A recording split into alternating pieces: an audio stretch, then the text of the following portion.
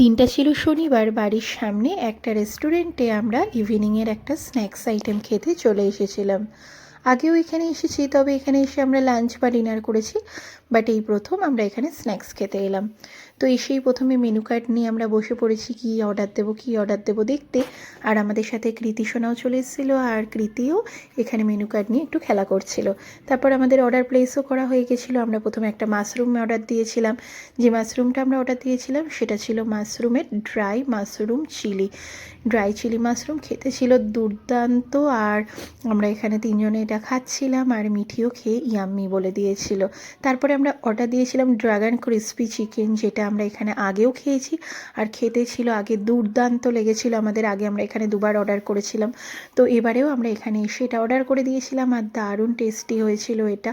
তো এগুলোই আমরা আজকে সন্ধ্যাবেলা খেলাম। আজকে একটা ছোট্ট ভিডিও, টাটা বাই।